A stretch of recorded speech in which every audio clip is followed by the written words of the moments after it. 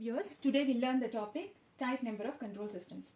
The type number is specified for loop transfer function given by G of S into H of S, and the number of poles of this loop transfer function lying at the origin decides the type number of the system. In general, if n is the number of poles of this loop transfer function at the origin, then the type number is n. The loop transfer function can be expressed as a ratio of two polynomials in S domain, that is k into P of S by Q of S. That you can write in terms of poles and zeros, that is k into S plus Z1 into S plus Z2 into S plus Z3 so on by S power n into S plus P1 into S plus P2 into S plus P3 so on.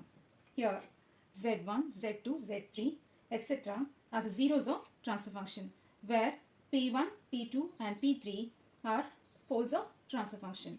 K is constant, n is number of poles at the origin.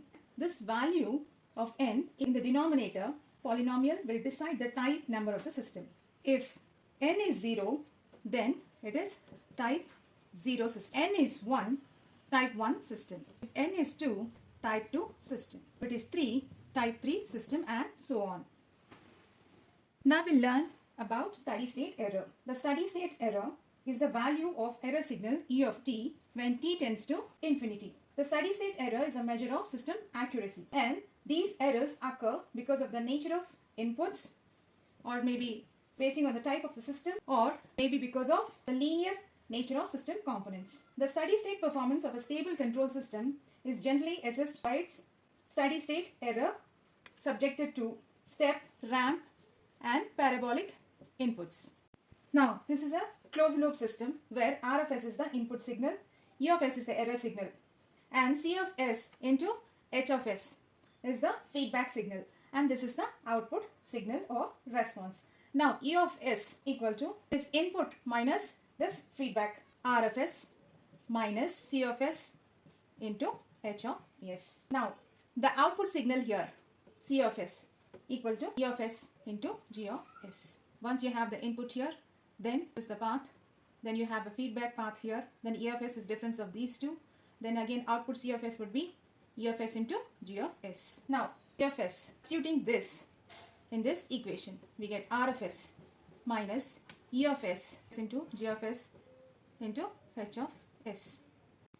Now bringing this term this side and taking out E of S common, E of S equal to 1 plus G of S into H of S equal to R of S.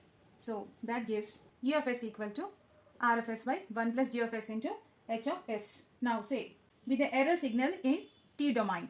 Now E of t equal to Laplace inverse of E of S, that is equal to Laplace inverse of R of S by 1 plus G of S into H of S. Now steady state error ESS is defined as the value of E of t when t tends to infinity. That you can write it as limit t tends to infinity E of t.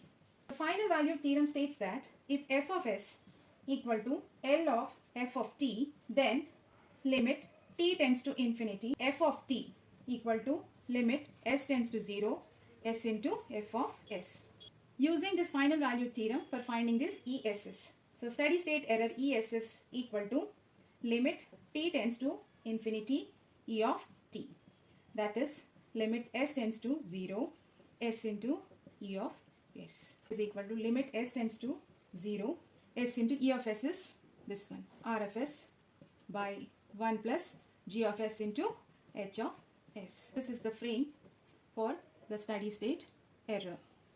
If you find this video useful, please like, share and subscribe.